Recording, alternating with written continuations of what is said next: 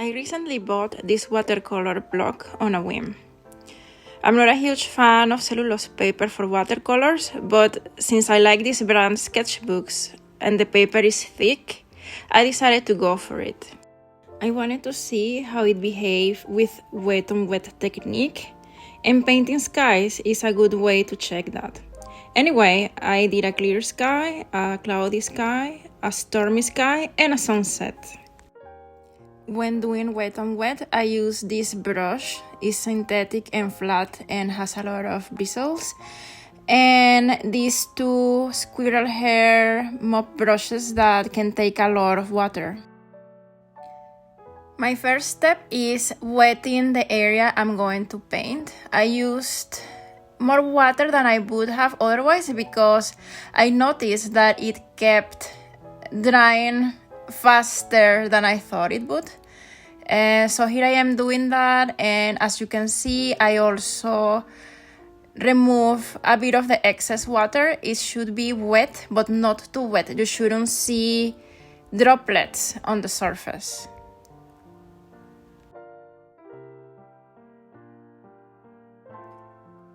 For the clear sky, I use manganese blue. I'll put the link to the color on the description box. And you see me here doing a bit of glazing, and I basically try to do an even glaze from top to bottom, making sure that the top has more intensity than the bottom. When you see the sky, you notice that at the top it is darker than in the horizon line. So this is what I'm doing here. I wasn't happy with how things were looking now, so I went back with more pigment and tried to get an even gradation of colors. The more I approach the horizon line, the less pigment I use. I just try to drag out the pigment I already have in the brush towards the bottom.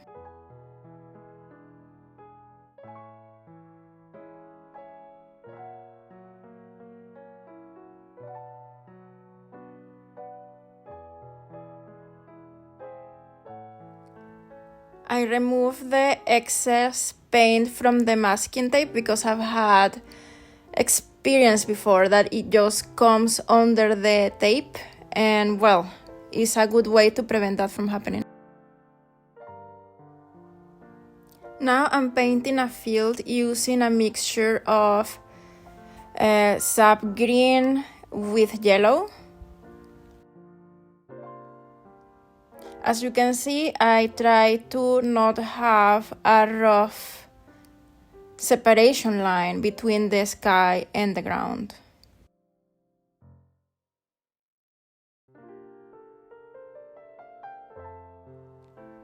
To give more depth to the painting, I add a bit of dark green to the mixture and paint some foliage.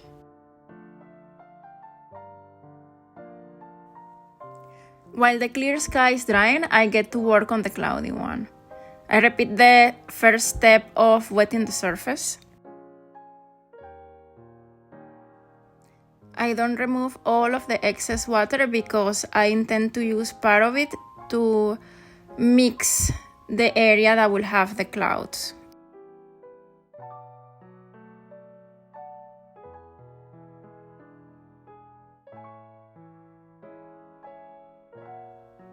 I use the same manganese blue as with the previous one, but instead of doing a glaze, I just start dipping the brush around to create like pockets of clear sky around and leaving some of the white paper shine through to simulate the clouds.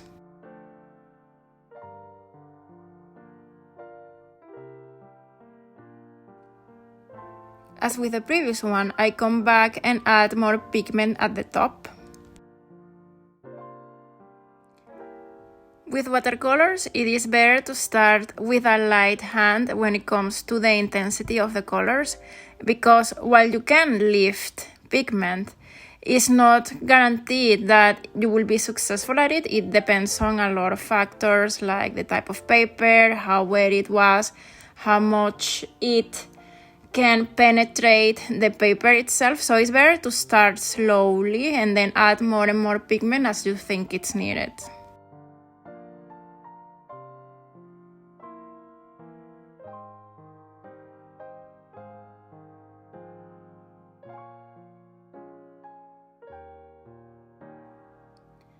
At this point, I was not happy with how the clouds were looking, so I came in with a paper towel to get more whiteness for the clouds. So here I'm doing that.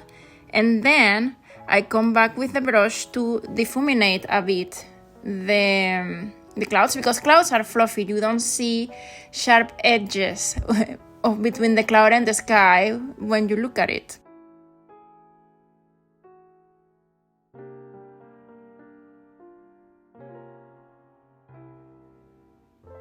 Here I'm doing a bit of color lifting to create more and more clouds. To be able to do this, your brush has to have less water than the paper does.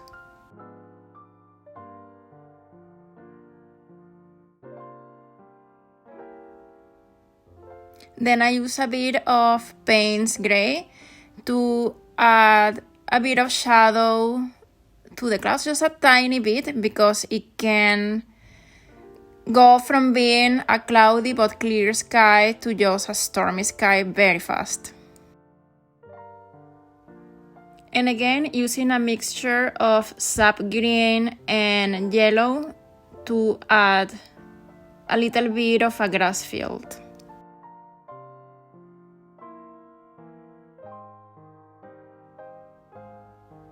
I use then a clean brush to difuminate the horizon line a bit.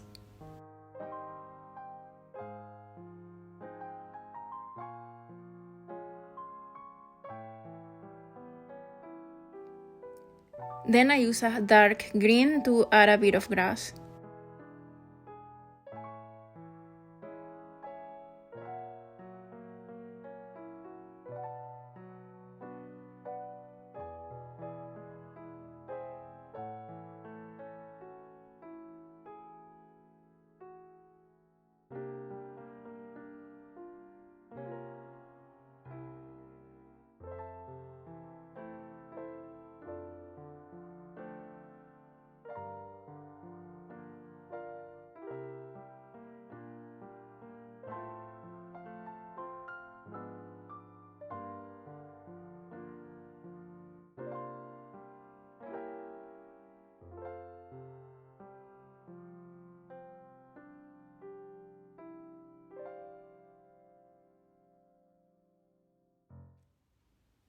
I've noticed that during a storm or right after it, the sky tends to look more gray than blue. So the mixture here is using a bit of yellow, a bit of blue, so it looks green really.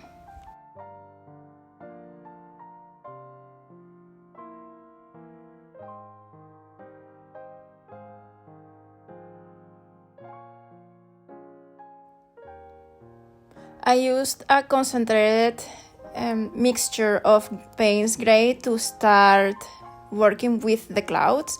I leave a little bit of sky peek through the clouds. Sometimes when the weather is a bit stormy, you can see that in them.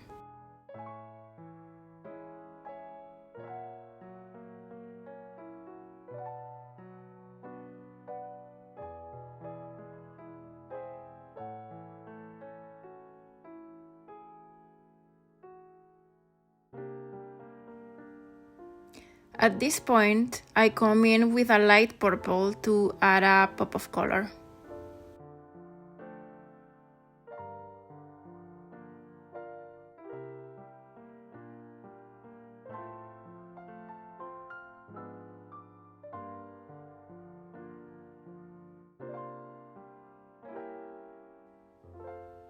While the paper is still wet, I take advantage of that and play around tilting the paper to get pigment moving from top to bottom to create the illusion of rain. I also keep adding more and more dark spots with Payne's gray.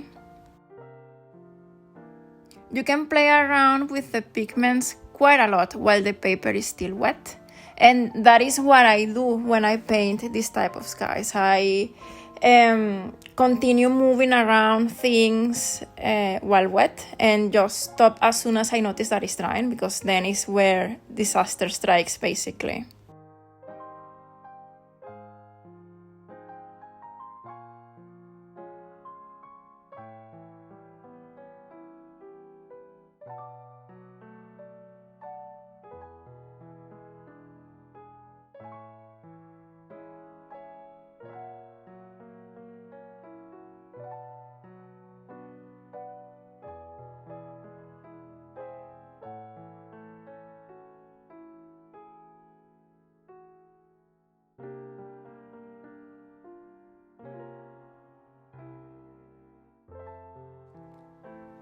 At this point, the paper has started to dry a bit, so if you're going to add more details, try to have more pigment than water in the brush. Otherwise, you can create cauliflowers in the drawing.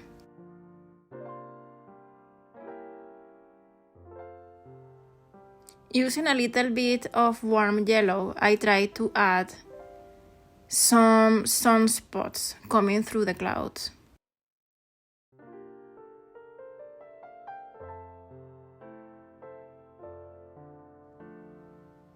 I use a tiny bit of aqua color here to make the uncloudy part of the sky more interesting visually.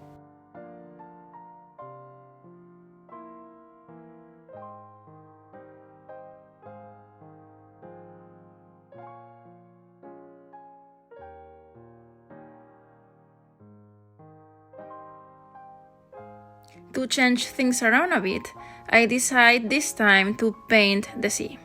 I use a bit of olive green with blue to get this shade.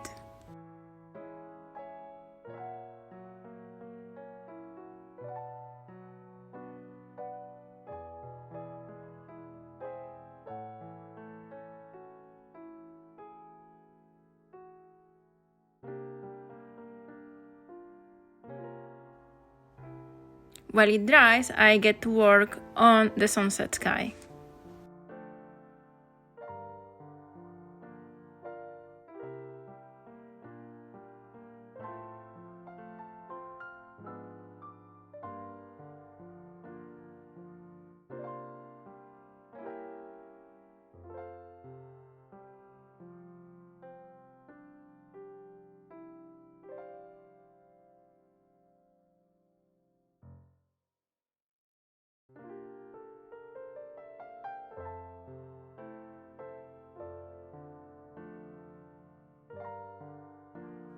If you look at pictures of sunsets, you notice that for a lot of them, at the top the sky is still blue, and quite an intense blue a lot of the time. So this is what I'm working on.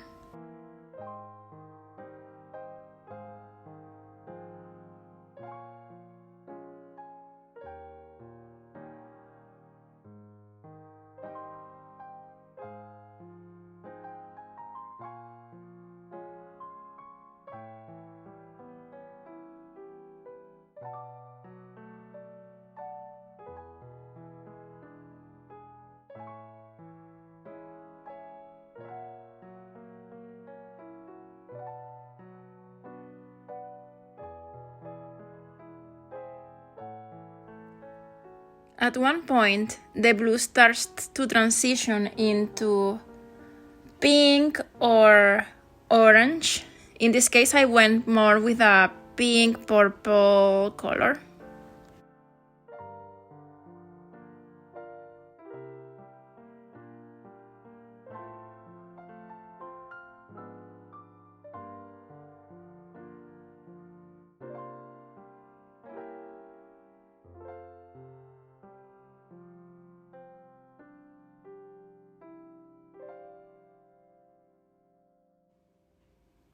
You need to be patient and trust the process when it comes to working on this type of color transitions, because when you see it like this, you just think, this is awful, it doesn't look like a sky at all, but you just have to continue on.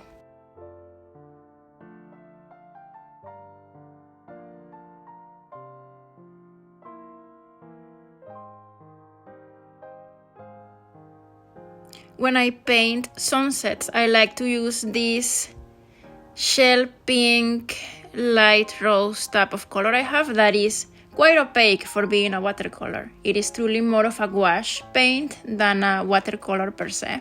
So here I am playing around with these two shades and then adding a bit of opera rose to add even more pink to the sky.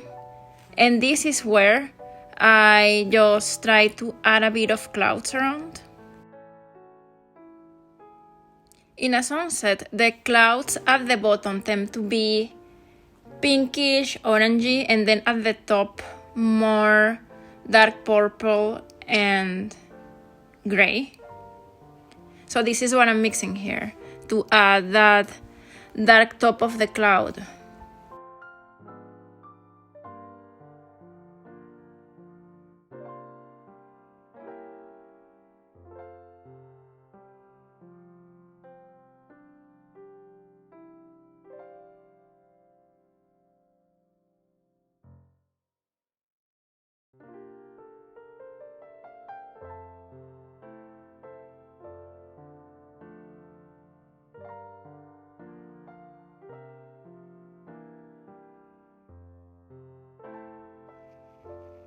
Loading the brush with more pigment than water, I come in with a bright pink to add color at the bottom of the clouds.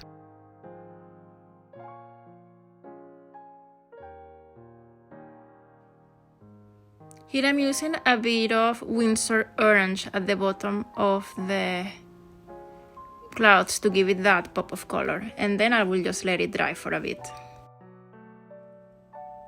I go back to the other paintings to add a bit more details. Here I am adding some tall grass to the clear sky with a dark green.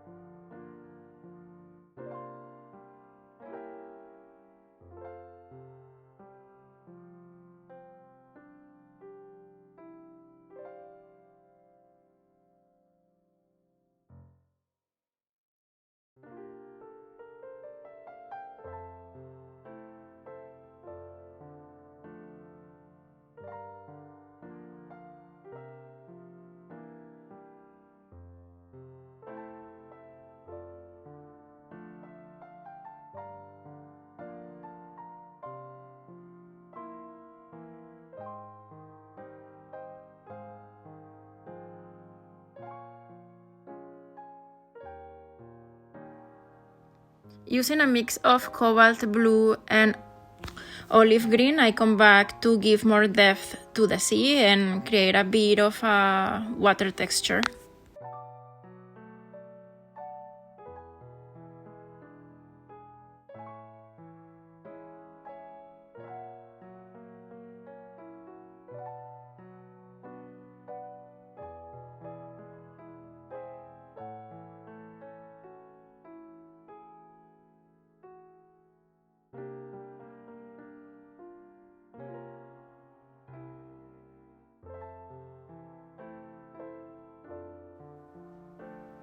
And to switch it up a bit, for this one I just add some blue mountains.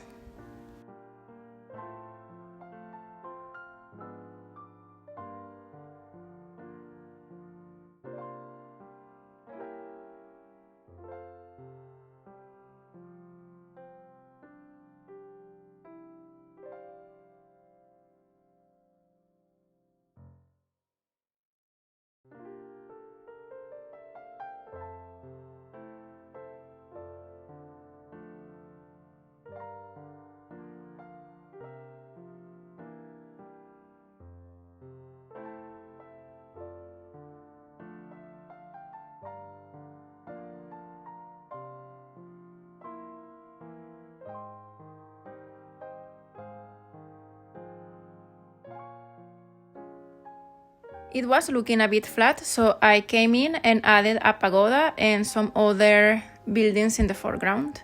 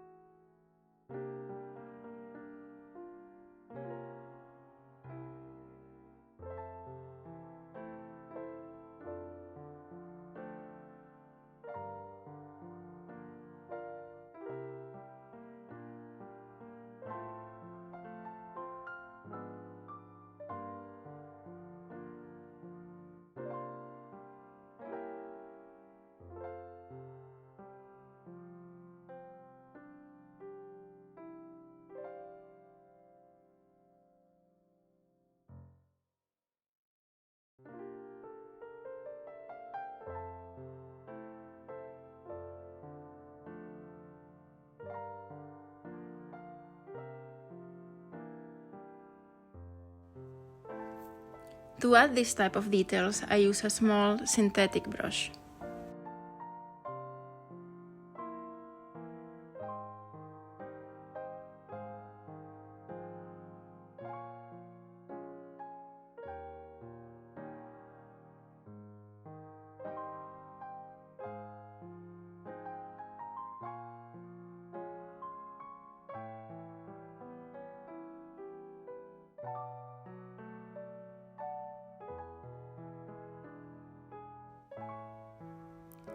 Adding some yellow dots for flowers.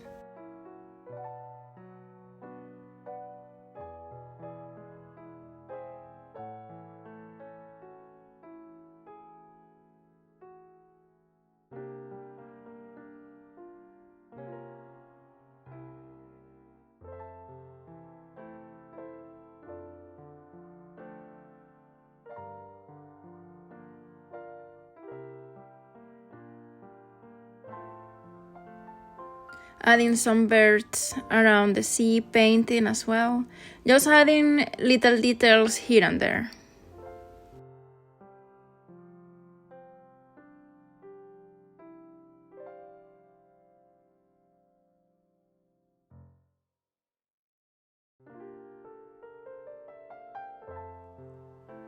And here we have the final result.